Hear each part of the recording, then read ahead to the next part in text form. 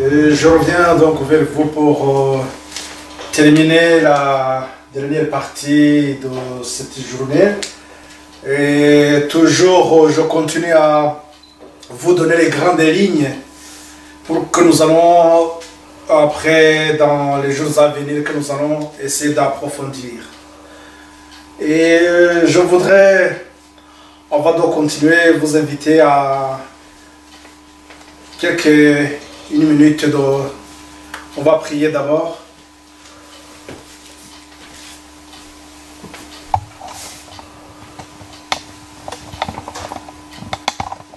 Grand Dieu, béni soit ton nom. Nous te sommes infiniment reconnaissants, Seigneur, de tout ce que tu fais pour chacun de nous. Nous te remercions, Seigneur, de ce moment que tu nous accordes. Ta patience et ta miséricorde nous fait vivre, Seigneur. Nous t'invitons pour que chacun de nous puisse, à ce moment, comprendre aussi sa situation actuelle, notre état pécheresse, Seigneur. Veille et nous pardonne tous nos péchés, nos manquements. Purifie notre cœur, Seigneur, pour que ton Saint-Esprit puisse trouver place en nous, afin que jour après jour, nous grandissons et en connaissance de notre Seigneur et que jour après jour, notre caractère change et qu'à la fin, nous serons à la stature de notre Seigneur Jésus-Christ. Veuillez, Seigneur, conduire ce moment et nous t'invitons. Et notre prière, elle n'est pas aussi pour moi, nous qui sommes ici, je nous mets aussi ceux qui vont suivre aussi cette étude dans les jours même à venir. Merci de nous conduire, de nous enseigner. Au nom et pour la gloire de notre Seigneur Jésus-Christ, nous t'en prions. Amen.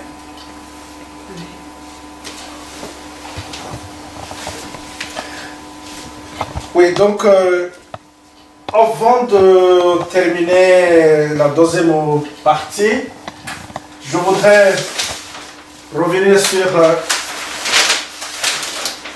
un petit point seulement avant d'attaquer cette dernière partie. Ça a un petit rappel tout simplement. Rappelons-nous que nous avons le message qui est donc de la... On nous parle de la foi.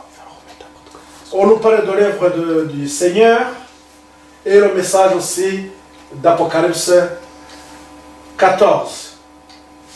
La parole nous dit que ce message donc d'Apocalypse 14, je vais vous lire un texte qui nous confirme que ce message, c'est un message qui reprend toujours le même message qui est donné de Genèse 3.15.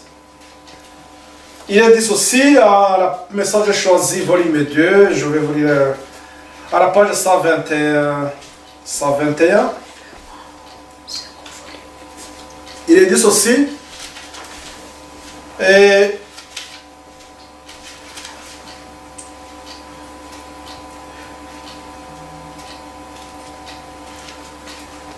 le message du premier ange invite les hommes à adorer Dieu, notre Créateur, qui a fait le monde et tout ce qu'il contient. On a rendu hommage à une institution de la papauté. On a ôté toute efficacité à la loi de Jéhovah, mais il va y avoir une augmentation de connaissances sur ce jour. Le message est proclamé par l'ange qui vole au milieu du ciel, c'est l'évangile éternel, le même qui a été annoncé en Éden quand Dieu dit au serpent, je mettrai l'inimitié entre toi et la femme, entre la postérité et sa postérité. Celui-ci t'écrasera la tête et tu lui blesseras le talon. Donc Genèse 3.15. Nous comprenons bien que ce message d'Apocalypse 14, c'est aussi le message qui a été donné dans le jardin d'Éden, c'est la pollution de ce message. Qu'est-ce que nous devons comprendre par là?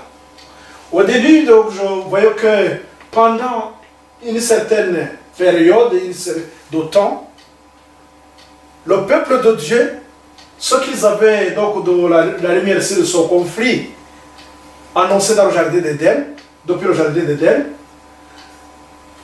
Dieu donnait la lumière selon les besoins du moment. Donc ça veut dire qu'au fur et à mesure que comme nous pouvons progresser, je vous ai donné l'exemple de quand est-ce que Daniel a eu le message, Dieu lui a donné le message. Ça veut dire que à 600 ans avant Jésus-Christ, donc quand Daniel a eu le message, les autres n'avaient pas eu, ceux qui étaient avant n'ont pas eu son message. Son message donc il était là pour donner beaucoup plus d'éclaircissement, plus on avançait dans le temps. Et d'ailleurs, c'est à un certain moment aussi, Daniel ne pouvait pas comprendre ce qui allait arriver à la fin. Donc pour nous, le message maintenant d'Apocalypse 14, c'est encore beaucoup plus de lumière à ce qui s'est passé, à ce qui se passe. Mais c'est pour nous qui arrivons dans la fin du temps. Et qu'est-ce que nous comprenons par là? Donc il y a un principe d'élargissement, c'est-à-dire le message, au fur et à mesure que nous avançons vers la fin du temps, il y a plus de lumière. Dieu donne la lumière le moment venu. Et nous avons ça dans Tragédie de siècle à la page 661. Il est dit ceci. 661. Il nous dit que chaque période donc de l'histoire, de l'Église a été marquée par quelques vérités adaptées aux besoins de l'époque.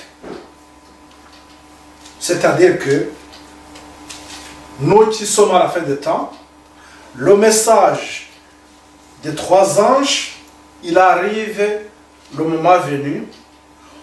Comme nous l'avons vu tout à l'heure, comme nous l'avons vu dans la deuxième partie, et quand je vous parlais de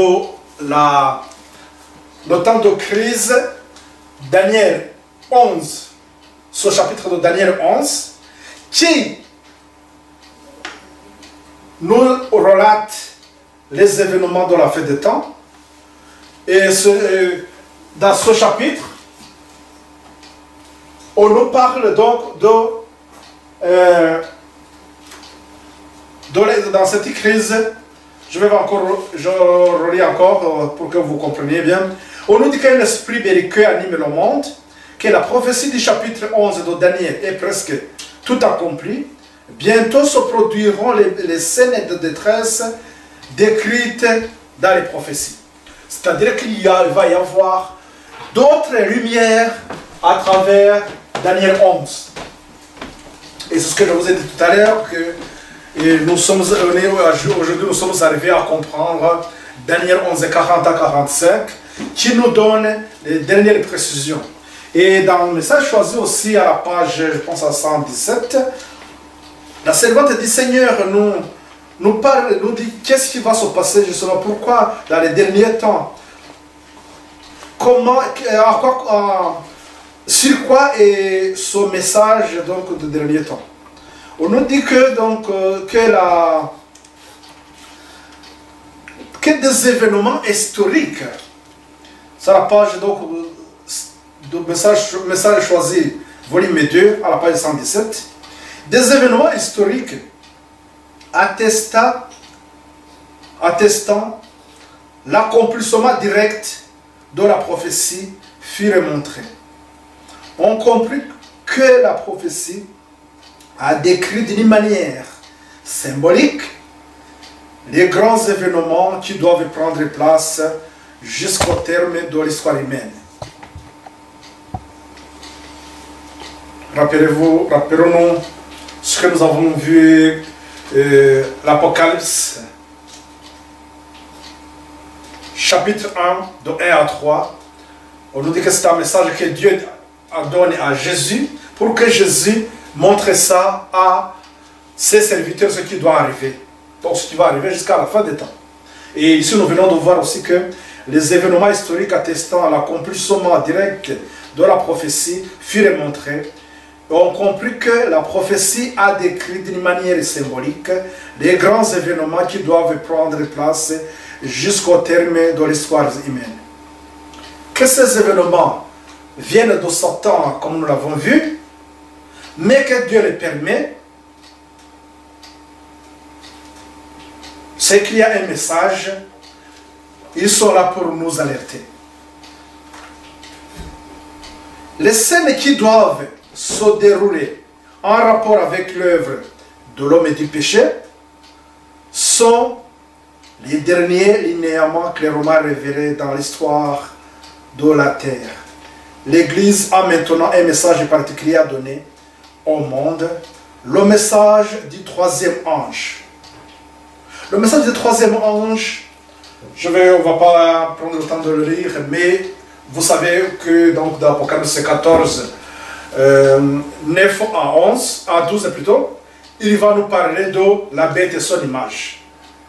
Et donc cela nous dit que ce message doit être donné, donc c'est le dernier message qui doit être donné.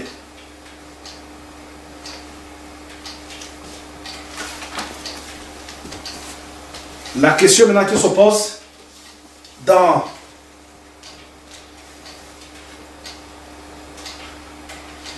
Témoignage volume 3, à la page 444,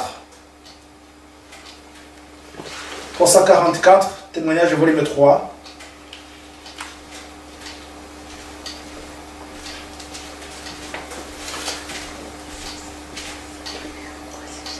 On nous dit que nous sommes appelés à être témoins.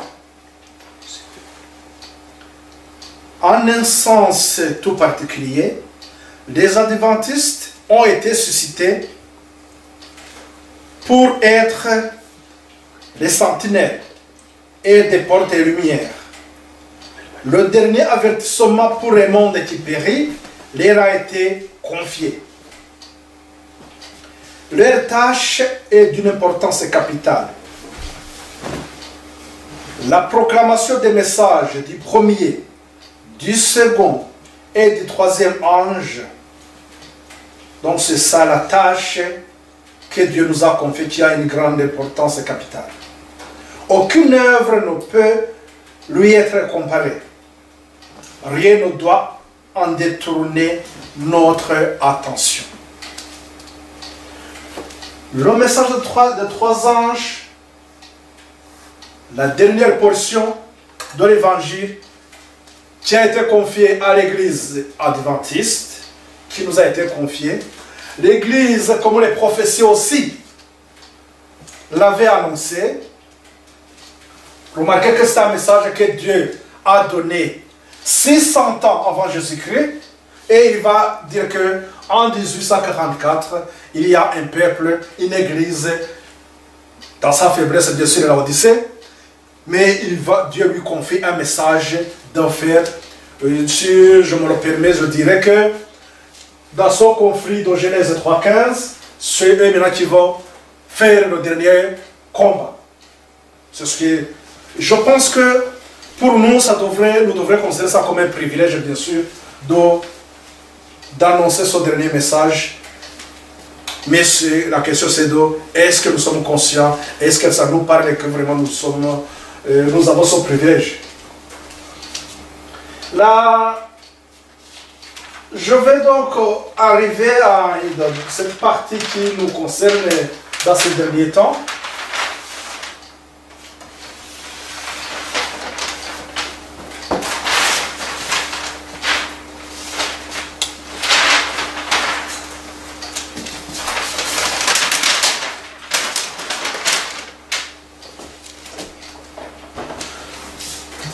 Je reprends ce que nous avons vu depuis le matin. Donc, c'est-à-dire que là, nous avons, le principe c'est nous avons quitté l'Éden. Dieu a donné un médiateur, un sauveur, celui qui va rétablir notre relation avec notre Dieu. Et il y a un conflit engagé, et là où chacun doit choisir de quel côté il est. dans son conflit, à la fin, on va retourner en Éden, ou bien c'est l'Éden qui est retrouvé, c'est-à-dire ce qu'on a perdu, ce qu'Adam a perdu sera retrouvé.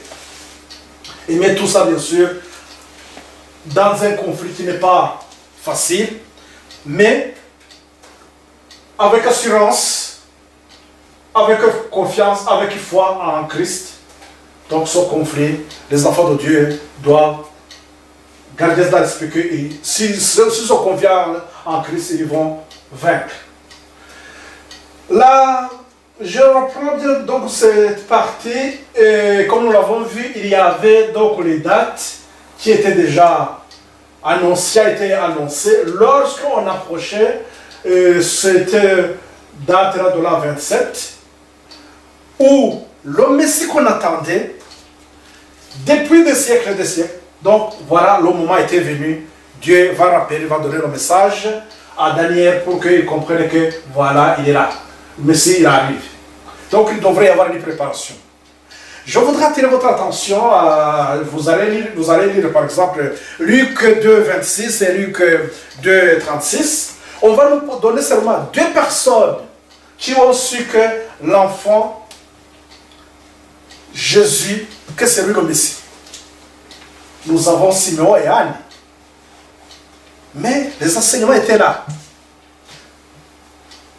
La prophétie de Daniel était là. Qui allait, les 70 semaines, qui allait donner l'avertissement au peuple de Dieu pour leur dire, faites attention, parce que votre temps aussi, vous devrez changer et revenir donc dans le même conflit, comme nous l'avons vu au début, que Satan, avec des agents qu'il met en place, ils vont chercher ils vont amener les gens à la perdition. Et là, les gens n'étaient pas prêts à recevoir le Messie. Alors que Adam, lui, il aspirait voir le Messie parce qu'il savait très bien, il avait compris ce qu'il avait perdu.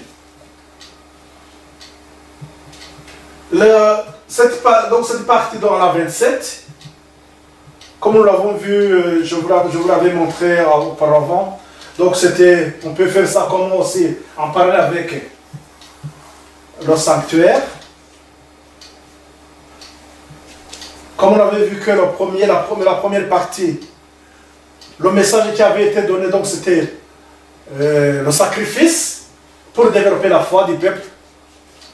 Et après c'était le tabernacle, les deux places, le lieu saint, le lieu très saint, pour montrer seulement l'œuvre que Christ est. Le Messie qu'on attendait, on attendait le Messie, mais il ne savait pas ce qu'il allait faire. Donc Dieu, il va leur donner un enseignement à travers le tabernacle pour leur dire, voilà ce qu'il va faire. Et c'est ça que, jour après jour, les enfants, les grands, les vieux, ils voyaient ce terme d'enseignement. On a péché, on amène un sacrifice. Après le sacrificateur, il va faire la suite. Il va plaider notre cause. Et après, on est pardonné. Ces trois éléments, donc les trois éléments, je ne vais pas encore trop étaler parce que je pense y revenir quand on fait une étude sur le sanctuaire. Et nous, on avait aussi son troisième niveau qui nous parle du jugement. Comme la première partie, je vous avais parlé, donc l'œuvre du Christ, c'était l'œuvre de la sanctification et l'œuvre du jugement. Ce message, donc, c'est la dernière portion de l'évangile. Nous avons aussi les trois éléments. Le message du premier ange, le message du deuxième ange et le message du troisième ange. Vous voyez que c'est toujours parallèle. Et d'ailleurs, j'ai essayé de vous faire une ligne continue. Pourquoi faire? C'est pour vous montrer tout simplement que ce qui se passe à la 27, c'est les enseignements, donc la justice, c'est ça aussi que nous voyons à travers ces images, ces trois éléments que nous avons ici. Le Saint-Esprit, la communion avec notre Seigneur, donc on parle avec Les enseignements, rappelez-vous ce que je vous ai dit de Nadab et Abihu. Et nous avons le pain. Et tous ces éléments aussi, ce sont les éléments qui nous conduisent dans la voie de la sanctification. Et quand on descend avec le message du deuxième ange, c'est un rapport aussi avec l'adoration. Les vrais adorateurs, j'attire encore l'attention sur ça, pas de feu étranger. Pas de poussière, nous devons tout dépoussiérer pour qu'on puisse voir clair ce que Dieu veut de nous, ce que Dieu veut nous enseigner. Rappelons-nous ce que nous avons vu dans la définition de l'Église. Ce n'est pas parce qu'il y a un grand nombre, ce n'est pas parce qu'on est dans les bâtiments, ce n'est pas parce qu'on est connu, mais Dieu nous dit, 2 ou 3, là où ils sont réunis, je suis au milieu d'eux, donc cela constitue son Église. On peut dire tout simplement que un foyer peut constituer son Église. N'oublions pas aussi que lors du jugement, on n'est pas jugé parce qu'on était avec tel ou tel, qu'on a été enseigné par tel ou tel. Non. Ce que Dieu veut voir de nous, c'est la foi que nous avons développée en notre Seigneur, l'acceptation, donc la foi, je vous avais dit que c'est la main de l'âme qui saisit la grâce. Voici nous réellement, nous avons saisi la grâce. Et pendant ce cheminement de la sanctification, on grandit. Comme je vous avais parlé aussi de l'échelle de Pierre, c'est une croissance qui nous amène à un niveau de la sanctification. Donc, à la fin de la sanctification, on est déjà apte, on est devenu, on est à la stature du Christ. C'est ça que Dieu veut créer, voir en nous. Donc, ce message de troisième ange, c'est là où je vais attirer votre attention aussi. Tout à l'heure, je vous avais dit que ces messages, permettez-moi de vous lire un texte qui nous montre comment ces messages devraient être donnés. Ce sont les messages qui sont donnés.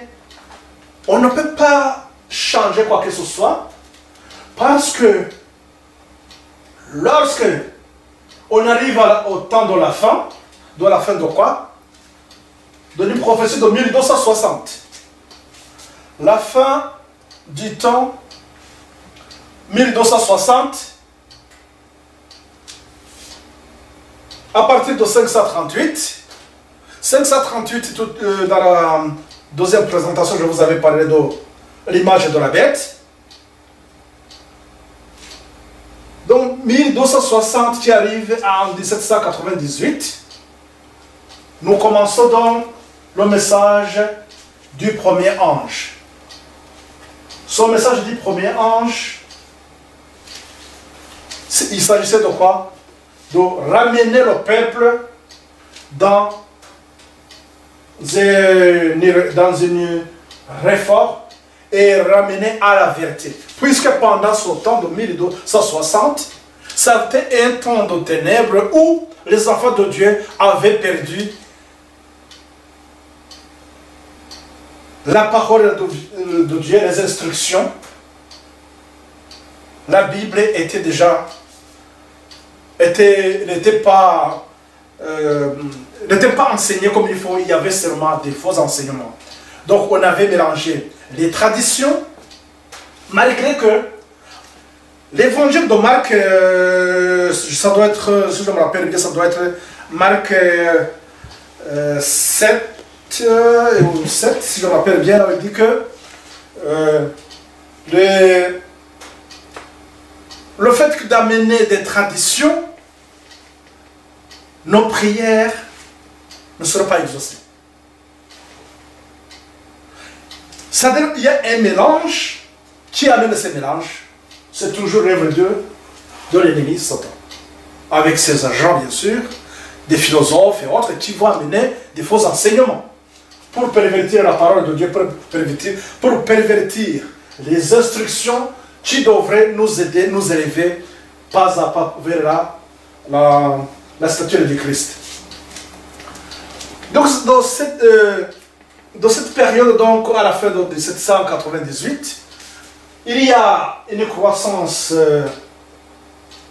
dans la connaissances. Là, je vais vous donner tout simplement comment ça s'est suivi, mais on y reviendra, parce que c'est très important de comprendre aussi l'histoire des millénites. Comment ils vont faire donc, de 1798 au 19 avril 1844, ça nous avons une période, c'est la période,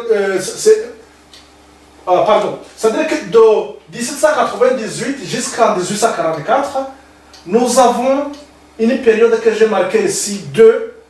Donc si nous avons, quand nous parlons de l'histoire de sept églises, nous avons 4 premières églises, Éphèse, Smyrne, Pergame et Thyatire. Donc c'est les 4 premiers. La 5e, nous avons Sardes, 16e, Philadelphie, donc Sardes et Philadelphie. Et après, nous avons la dernière église qui est Laodicée. Je voudrais tout simplement vous dire que les messages qui sont adressés à ces 2 églises, donc c'est le message que Dieu adresse à son peuple à partir de 1798 jusqu'en 1844. De 1798 au 19 avril 1844, ça c'était un message qu'on adressait à l'église de Sardes. Ceux qui ont accepté ce message que Dieu a adressé à Sardes, ils ont fait un pas pour rentrer dans la 2e étape, qui est l'église de Philadelphie. L'église de Philadelphie, donc, c'est ce qui va en rapport avec le message du 2e ange. Le message du 3e ange, c'est un message qui va avec Laodicée. Les 4 premiers, donc, ils étaient tous dans cette période-là. On avait Thyatire qui était dans cette période de 1260. Donc je ne vais pas faire donc sur cette église. Avec le temps, peut-être on verra qu'on pourra faire une étude aussi sur cette église pour comprendre davantage. Mais c'était pour tout simplement vous brosser ce tableau qui nous montre comment ces messages des 3 anges sont annoncés. Et la parole de Dieu nous dit, donc la servante du Seigneur nous met en garde sur ce point. Elle nous dit aussi que les messages, toujours aider pour comprendre ce message des 3 anges, je vous inviterai à étudier le chapitre 12, message choisi volume 2, le chapitre 12, il nous donne beaucoup plus de détails. Et donc tout ce que je vous dis, tout ce que je vous lis, vous pourrez le trouver dedans et vous comprendrez davantage plus que moi, peut-être. Et voilà ce qui est dit aussi dans ce chapitre. Et c'est à la page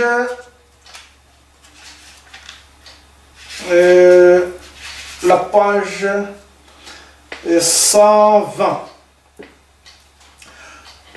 Les messages de 3 anges dans leur cadre général. La proclamation du premier, du second et du 3e message angélique a été située chronologiquement par la parole inspirée. Pas un clou, pas une épingle ne doivent être déplacés.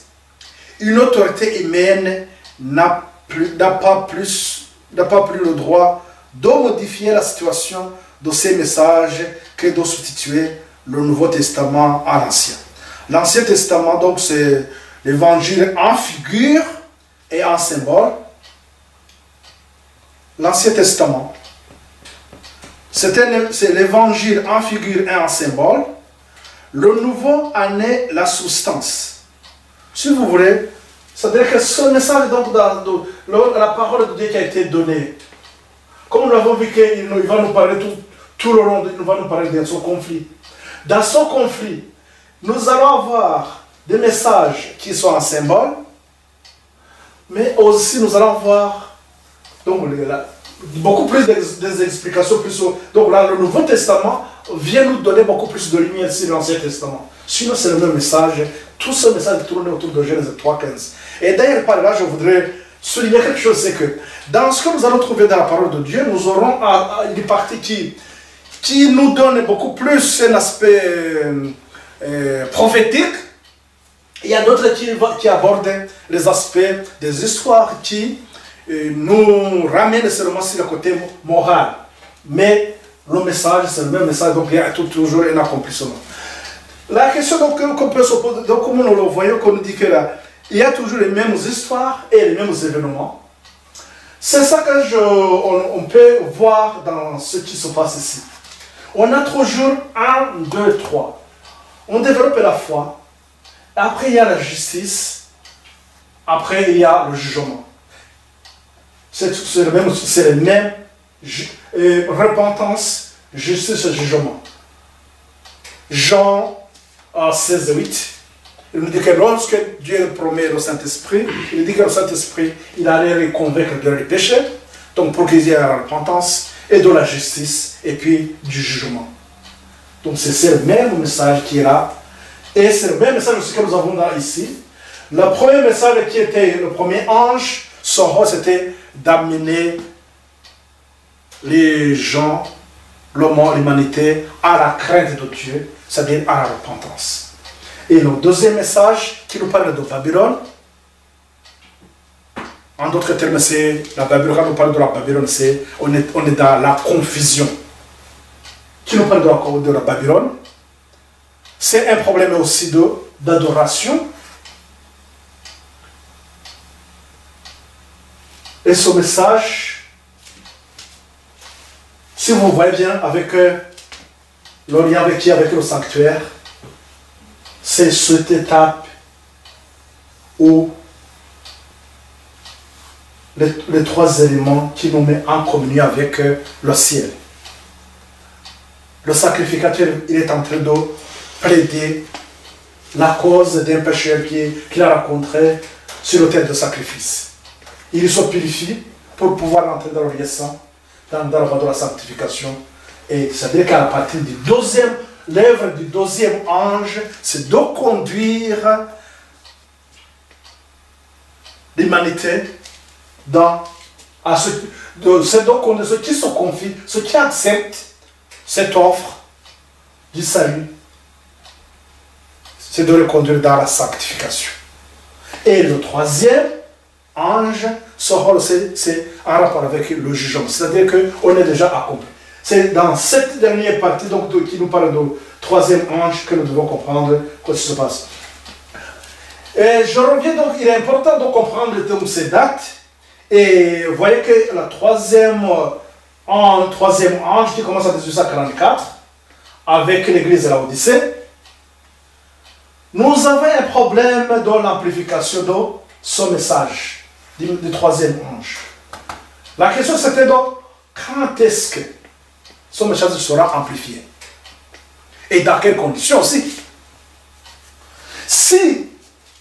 Donc regardons ce qui se passe, c'est que le premier message qui a été donné en 1798 par Miller, il a été amplifié par Josiah Litch. Je vais vous donner, ou bien peut-être ça serait bien qu'on fasse encore une étude sur ça pour donner beaucoup plus l'histoire des Millerites, pour vous donner beaucoup plus de détails. Mais là, comprenez tout simplement que il y avait, pour le premier message, il y avait un couple, donc il y avait Miller et Josiah Litch. Pour le deuxième message, nous avons Charles Fitch et Samuel Snow qui vont aussi donner les messages respectivement le 19 avril 1844, l'autre c'est le 15 août 1844. Et la date du 22 octobre 1844, c'est donc à ce moment-là que il y a ce qui était déjà, ce qui avait suivi, ou bien ce qui avait suivi la sanctification. Donc ils arrivent à ce moment-là, c'est à ce moment-là qu'on voit les gens qui vont à continuer avec le message et d'autres qui refusent. je voudrais souligner quelque chose, c'est que lorsque Josiari, tu vas étudier Apocalypse 9:15, et il va dire qu'il va déterminer cette date du 11 août 1840, la date à laquelle l'Empire ottoman est tombé. Et c'est ce qui a suscité l'enthousiasme devant ceux qui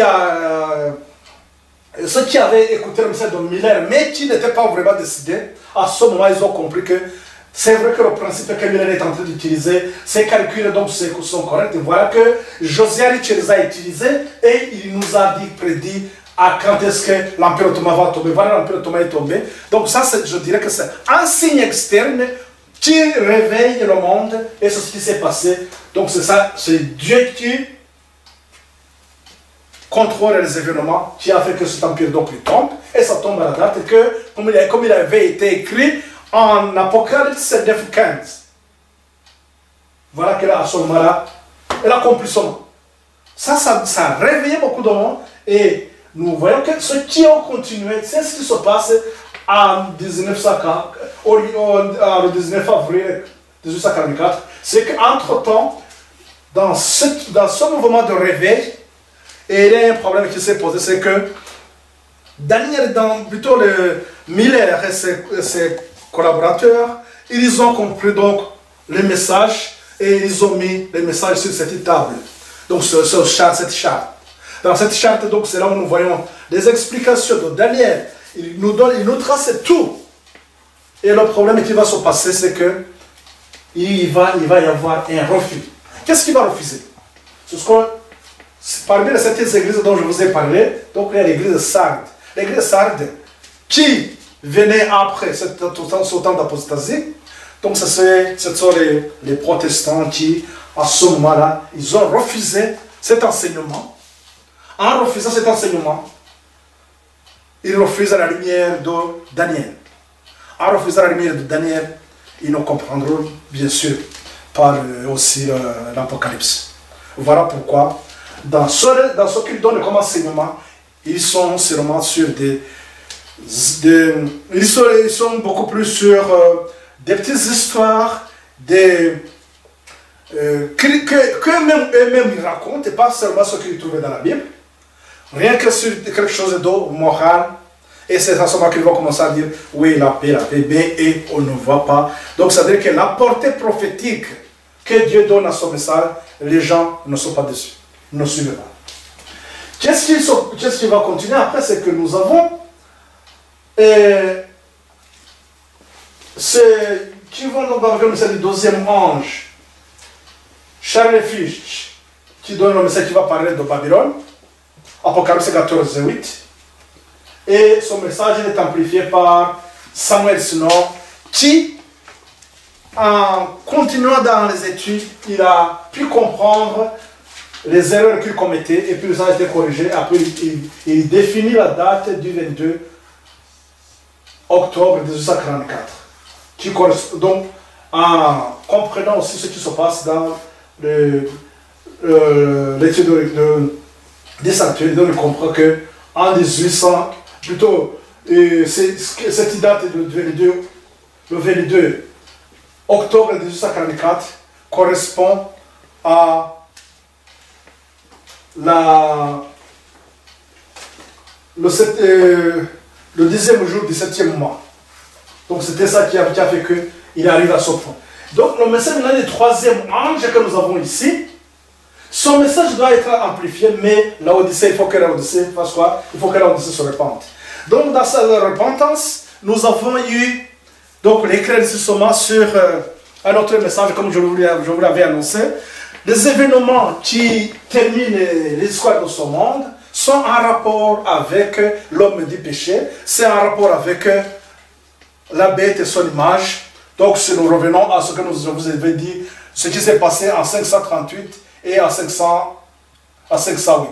Donc avec 508, c'est la forme de l'autorité ecclésiastique, c'est-à-dire que la papauté va avoir le pouvoir, tout ce qui est de religion, et en 538, on lui accorde aussi le pouvoir civil. Donc, lorsque le pouvoir civil se mélange avec le pouvoir religieux, donc c'est ce qu'on appelle l'image de la bête.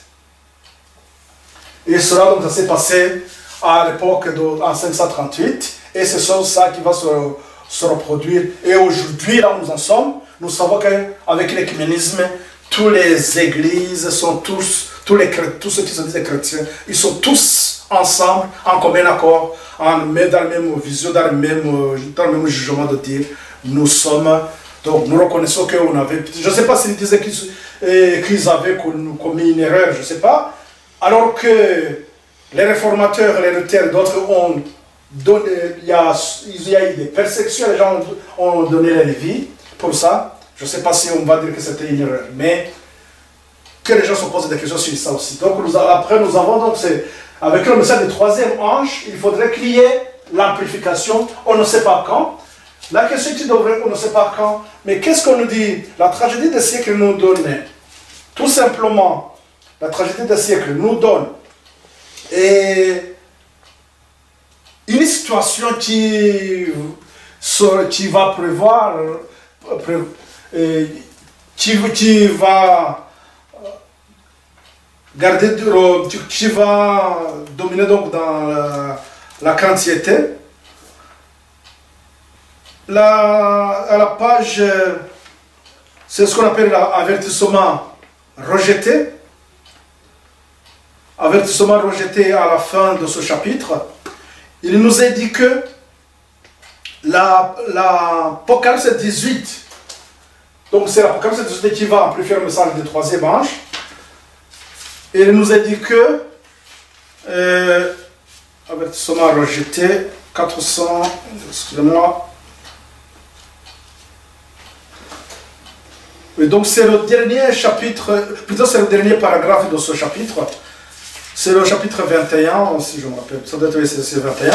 Il est dit ceci, il nous indique tout simplement la condition dans laquelle se trouverait l'Église pour qu'il y ait justement le moment de l'amplification de son message. Il est dit ceci, le 18e chapitre de l'Apocalypse se rapporte au temps où, par suite de la réjection du triple avertissement, du 14e chapitre, donc l'Apocalypse 14, l'Église sera dans la condition prédite par le second ange et où le peuple de Dieu resté dans Babylone sera exhorté à en sortir.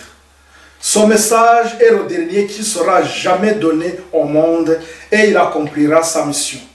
Quand ceux qui n'ont pas cru à la vérité, mais qui ont pris plaisir à l'injustice, seront abandonnés à une puissance d'égarement et croiront au mensonge. La lumière de la vérité brillera sur ceux qui seront prêts à la recevoir. À ce moment-là, tous les enfants de Dieu demeurés dans Babylone obéiront à la paix, sortez du milieu d'elle, mon peuple. Dans ce message donc, de ce que nous venons de lire ici, qui nous parle de message d'Apocalypse 18, quand est-ce que ce message d'Apocalypse 18 va arriver? Donc on nous donne une des premières conditions. La deuxième condition, c'est donc ça a été une citation, et il faut que je vous le lise aussi, cette citation qui nous parle des événements en rapport avec le 11 septembre. Et en français, je l'avais, parce que dans mon... Oui. C'est dans la même partie que je vous ai lu tout à l'heure concernant la crise finale. Dans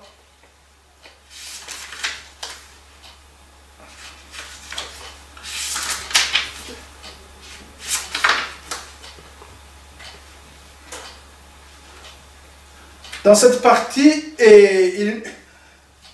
c'est là où ils vont nous donner l'indication sur les tours, les scènes de destruction. Un soir, dont on me trouva à New York, je considérais les édifices s'élevant étage sur étage vers le ciel. Ces immeubles garantie incombustible, faisaient la gloire de leurs propriétaires et leurs constructeurs.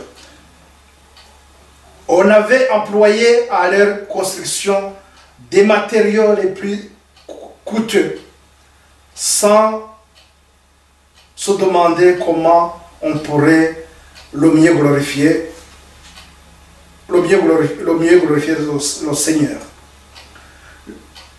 Et je me disais, si seulement ceux qui emploient ainsi leurs richesses pouvaient savoir comme Dieu les voit, ils construisent des édifices magnifiques, mais leurs plans et leurs inventions ne sont que folie aux yeux de Dieu, de celui qui règne sur l'univers. Ils ne demandent pas comment ils pourraient glorifier Dieu de tout leur cœur et de tout leur esprit. C'est cependant le premier devoir de l'homme, mais ils l'ont perdu de vue. Tandis que s'élevaient ces constructions, leurs propriétaires se réjouissaient orgueilleusement d'avoir assez d'argent pour satisfaire leurs ambitions et exciter la jalousie de leurs voisins. Mais une grande partie de cet argent avait été obtenue d'une manière injuste et en exploitant les pauvres. Ils oubliaient qu'aussière toute transaction, tout acte unique et toute affaire frauduleuse sont enregistrés.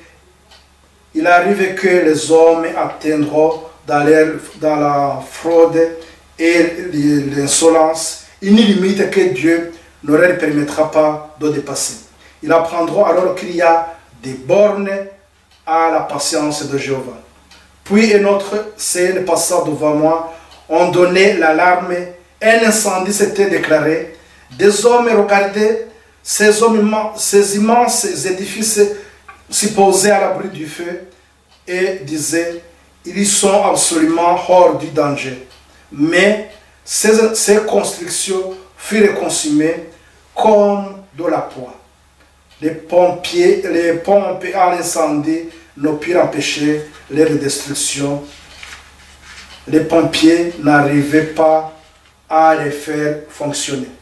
Il m'a été dit que lorsque le jour du Seigneur viendra, si aucun changement ne s'opère dans le cœur de ces orgueilleux et de ces ambitieux, ils constateront que la main autrefois puissante pour sauver est également puissante pour détruire. Aucune force terrestre ne saurait retenir la main divine. Il n'est pas de matériaux qui puissent préserver une construction de la ruine lorsqu'il viendra le temps fixé par Dieu pour châtier ceux qui méprisent sa loi et nourrissent une ambition égoïste. Donc là, on nous décrit une scène qui s'est passée à New York et nous avons compris que cette scène s'est passée le 11 septembre et c'est le 11 septembre que les deux tours ont pris feu et ça s'est écoulé. Et ce qui est étonnant, effectivement, c'est que on voit que ça s'est passé comme il a été écrit en 1906. Donc ça s'est passé comme je viens de vous le lire, comme il est décrit. Mais donc ça c'est en français, mais en anglais, c'est beaucoup plus précis. Là, il donne même les passages, plutôt l'accomplissement de l'Apocalypse 18, et il nous dit que c'est, donc quand ça s'est passé le 11 septembre, c'était l'accomplissement d'Apocalypse 18, donc qui commence 1 à 3. Et il y avait donc une deuxième partie aussi qui devrait avoir lieu le 4 et 5. Donc ça veut dire que la message d'Apocalypse 18, c'est un appel donc, qui se fait en deux fois. Et on nous dit aussi, au début de son ministère public, donc Jésus purifia le temple. De ces profanations sacrilèges. L'un des derniers actes de son ministère fut la seconde purification du temple. Donc, quel a été le ministère de Jésus? Il a purifié le temple au début, à l'an 31, donc avant sa crucifixion, il a encore purifié le temple. Donc on nous dit qu'il y a deux actions. Voici, on nous dit que deux appels donc distincts sont adressés aux églises.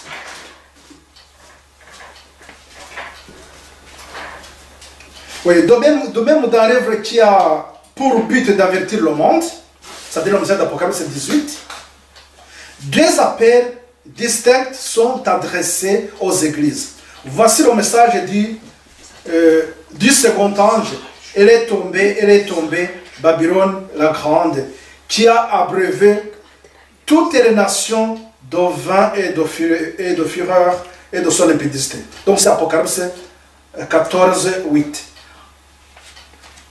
Et lors du grand cri du message du troisième ange, le message du troisième ange qui s'amplifie au grand cri, qu'est-ce qui va se passer? On nous dit que, et lors du grand cri du message du troisième ange, il y va se faire entendre du ciel, sortez du milieu d'elle, mon peuple, afin que vous ne participiez point à ces péchés et que vous n'ayez point de part à ces frivole. Car ces péchés se sont accumulés jusqu'au ciel et Dieu s'est souvenu de ses iniquités.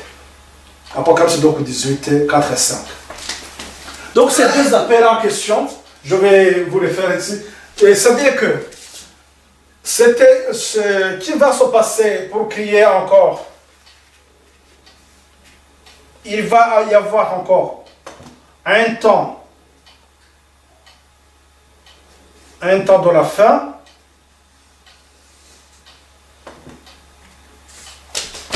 Excusez-moi.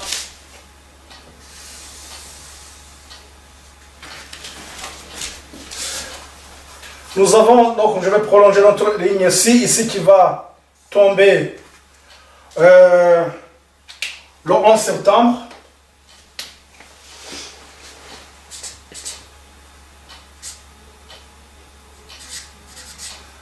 Donc 2001.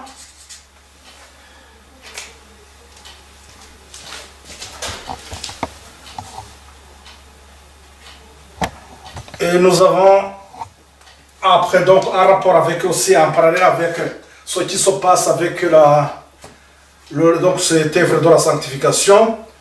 Donc c'est après ça que nous allons entrer à le troisième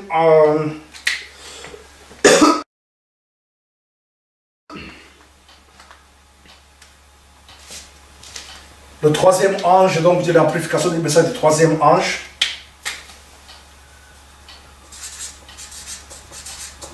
Le troisième ange, il est amplifié par, donc voilà, on a commencé ce qu'on appelle le grand cri.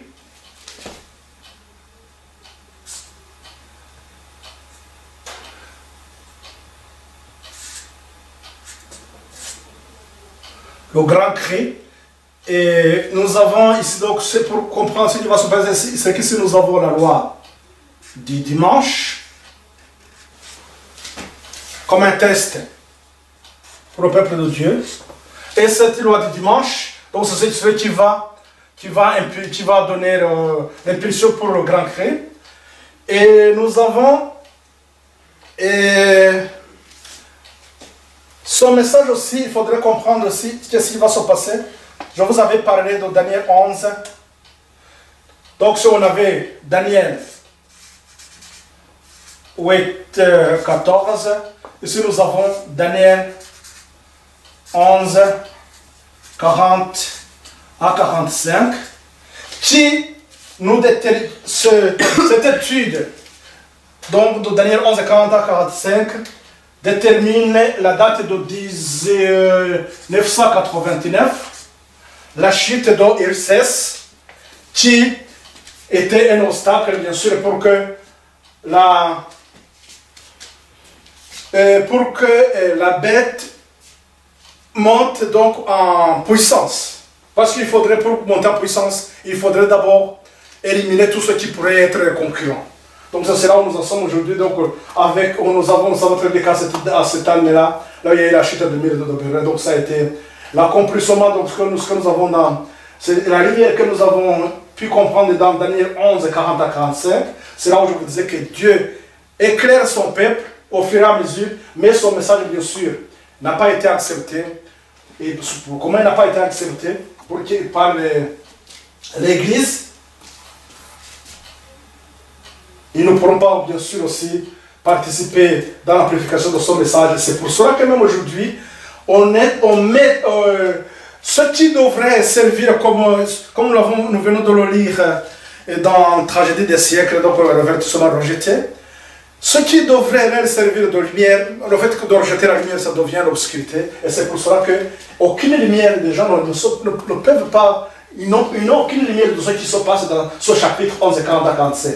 C'est pour cela que moi je demanderais vraiment à nos frères et sœurs qui, partout là où ils sont, si on n'a pas de lumière, bon, nous avons des enseignants qui nous prennent le temps après qui nous disent oui, ils sont envoyés par Dieu, ils sont en train de parler au nom de Dieu. Donc, au moins qu'ils nous expliquent ce qui se passe. Parce que nous savons la lumière de Daniel, comme je vous l'avais expliqué, c'est-à-dire c'est depuis 600 ans avant Jésus-Christ, ça va continuer jusqu'à la fin du temps. Comment? Pourquoi on ne nous explique pas ce qui se passe avec Daniel 11 et 40 à 45? Il n'y a aucune lumière, donc on préfère le mettre de côté. De même que les protestants qui ont refusé, à cette époque, avant que le deuxième âge commence, qui ont refusé cette charte, cette carte, qui ont refusé la lumière qui est sur cette carte. Donc, eux aussi, ils n'ont aucune lumière pour expliquer réellement ce qui se passe. Donc, mes frères et sœurs, donc, je ne vais pas rentrer beaucoup plus dans le détail. Seulement, je voudrais attirer votre attention sur ces deux dates. 1989, c'est le temps aussi de la fin.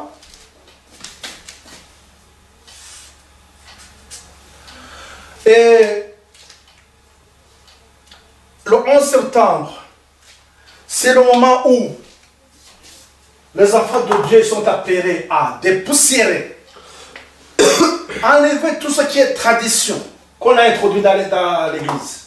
Là, je n'ai pas eu le temps je ne vais pas prendre le temps pour vous dire beaucoup de choses, mais on y reviendra quand on fera une étude sur la Odyssée.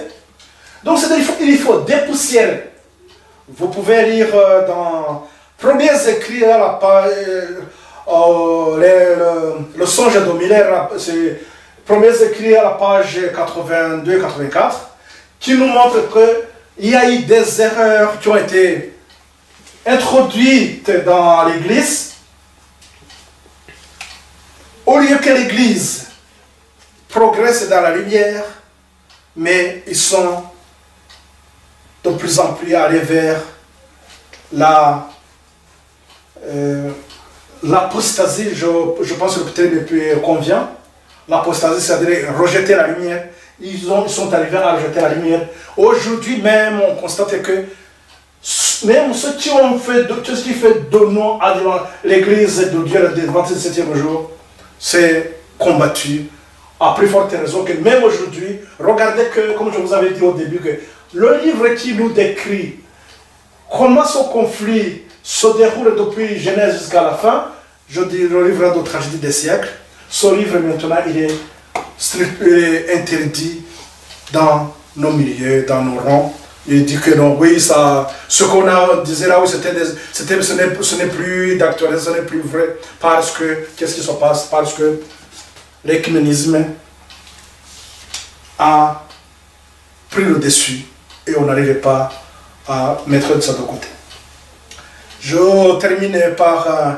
je ne vais pas vous prendre le temps de vous lire, mais il y a, regardez dans Ésaïe 44, on nous dit que les sacrificateurs, comme je vous avais parlé de Nadab et Abihu, le sacrificateur, l'un de leurs rôles, c'est de faire la différence entre ce qui est pur et ce qui est corrompu. La corruption, comme je l'ai annoncé, comme je vous avais parlé de ça, c'est devenu une arme insidieuse parce que on fait une alliance, on accepte des choses Et après, on les fait accepter par d'autres aussi. Et le problème qui se fait, ce qui se passe, c'est que tout ça, c'est l'ennemi, c'est l'œuvre de l'ennemi. Je voudrais m'arrêter sur ce point. Gardez toujours dans l'esprit, si, même si, pour l'instant, même si je vais m'arrêter sur cette question que je pose seulement 3AA, quand est-ce que le message de troisième sera amplifié? Je poserai cette question à tous ceux qui ont cru au message adventiste, qui ont participé au message, qui ont accepté le message du premier ange, du deuxième ange, mais qui se dit aujourd'hui qu'on est au troisième ange. Je pose la question à Laodicée, l'église de dernier temps, qu'est-ce qui se passe, comment, quand est-ce que ça sera amplifié, par qui? Mais nous, la lumière que nous avons, c'est que Daniel 11 et 40 à 45 nous donne cette date de 1989.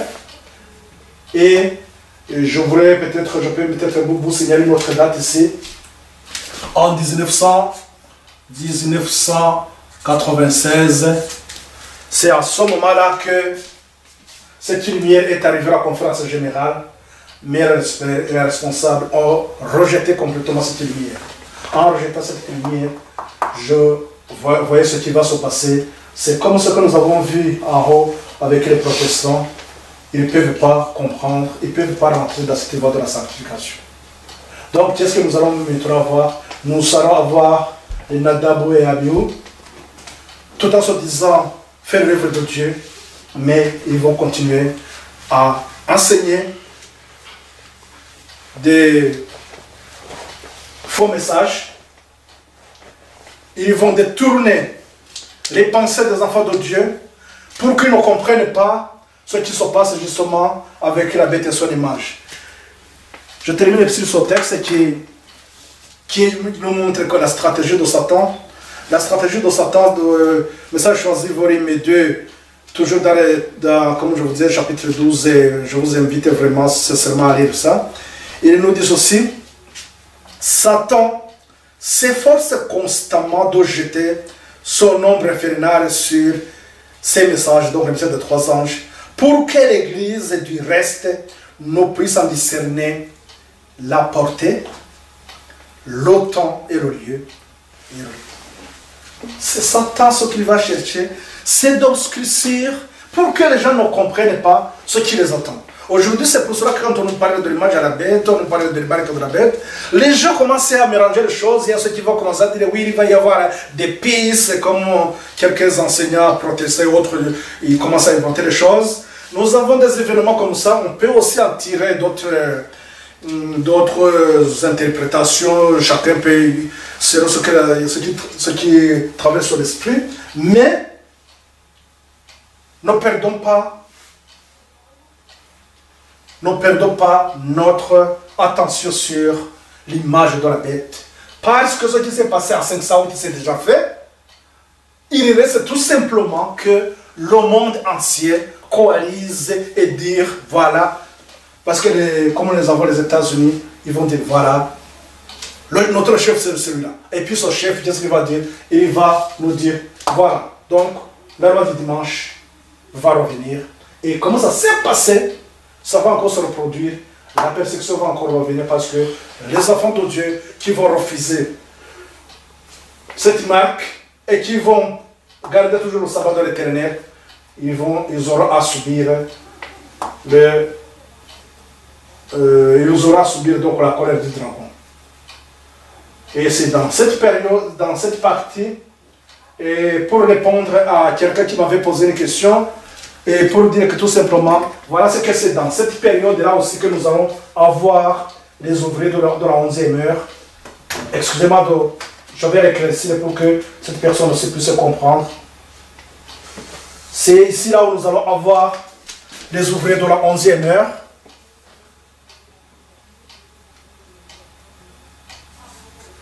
Les ouvriers de la 11e heure vont avec Ils viennent aussi dans cette période du grand cri. Et nous avons un texte, donc, 11e heure. Et donc c'est Matthieu 20, 1 à 16 heures, on nous parle des ouvriers du Seigneur. Donc les ouvriers qui viennent à la 11e heure, et leur rôle, tout simplement. Et donc nous pouvons trouver ça aussi dans Apocalypse 17 et 12.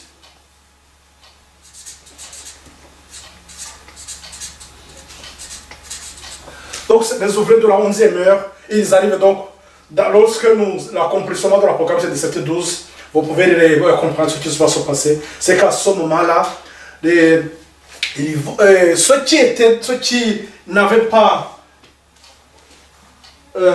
ceux qui n'ont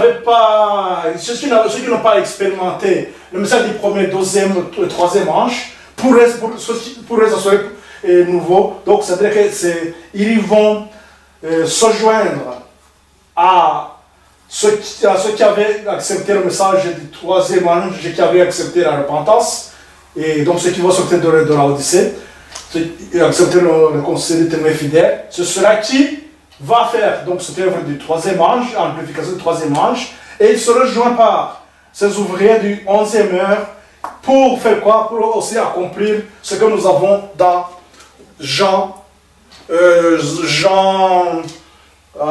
10, 16, où ils vont entendre les autres du monde, ils vont entendre la voix du bon berger, et ils vont se joindre au troupeau pour avoir un seul troupeau. Comme je vous l'avais dit au début, c'est-à-dire qu'au début, nous avons seulement deux voies. Il y a ceux qui vont aller dans la lumière, ce que nous avons ici, et finalement à la fin, ils se retrouvent, bien sûr, les derniers vont se joindre au troupeau, et il va y avoir un seul troupeau. En gros, c'est ça que je peux, donc c'est comme ça qu'on peut résumer aussi l'évangile. Donc tout ce que nous avons, le message, tout est la Bible, je pense que, et on peut la résumer dans ce que je viens de vous donner. Et il serait donc intéressant aussi encore de reprendre ces études et voir point par point, et chaque point rentrer en détail. Et si prêt à Dieu, et nous allons continuer ultérieurement. Je vais encore revenir point par point et progresser avec vous. Et je pense que vous pourrez aussi trouver le temps de poser des questions et aller aussi beaucoup plus en détail. Que le Seigneur vous bénisse. Je prie vraiment pour que ce temps qui est devant nous ne soit pas un temps qui va nous troubler, mais que nous comprenions que nous sommes bien éclairés, parce que la parole de Dieu, elle est devant nous, et Dieu, il ne fait rien sans avoir la vérité de ses enfants, comme nous l'avons dans Amos 3, 7. Tout a été écrit, tout a été expliqué, et c'est à nous, au fur et à mesure, de comprendre à quoi Dieu nous appelle. Que le Seigneur vous bénisse, et prions ensemble pour terminer.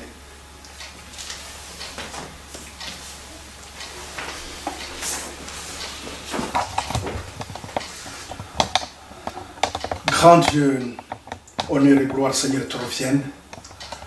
Nous te sommes infiniment reconnaissants, Seigneur, de tout ce que tu fais pour chacun de nous. Tu uses toujours de ta patience, de ta miséricorde, pour que tes enfants puissent avoir le temps aussi de tisser le lien avec toi. Même ceux qui ne te connaissaient pas, Seigneur, tu leur accordes le temps aussi, et pour qu'ils comprennent le temps dans lequel ils se trouvent. C'est pour cela que les signes, les événements sont là pour nous éclairer. Père, que tes enfants de par le monde, tous ceux qui cherchent à te connaître, Seigneur, que tu les visites, de même que Philippe est parti rencontrer l'Éthiopien. Nous savons très bien qu'ici-bas, Seigneur, il y a des enfants, des âmes qui aspirent à comprendre davantage, qui ont été égarés, qui ont été trompés par leurs enseignants. Je prie pour eux seulement, Seigneur, pour que leur cœur s'ouvre à ton message des derniers temps. Qu'ils comprennent, Seigneur, d'où est venue les erreurs dans lesquelles ils se trouvent. Que nous ne cédons pas aux enseignements des hommes, mais que seule ta parole nous explique la voie dans laquelle nous devons marcher. Que chacun individuellement puisse, Seigneur, t'accompagner dans cette voie que tu nous as tracée. Que notre regard soit fixé sur toi. Et que la main que tu nous tends, Seigneur, que nous saisissions cette main et que nous marchions humblement devant ta sainte face. Au-delà de nos entendements, merci de nous affermir dans la foi pour que nous puissions saisir, Seigneur, la grâce que tu nous donnes. Au nom et pour la gloire de notre Seigneur Jésus-Christ, nous t'en prions.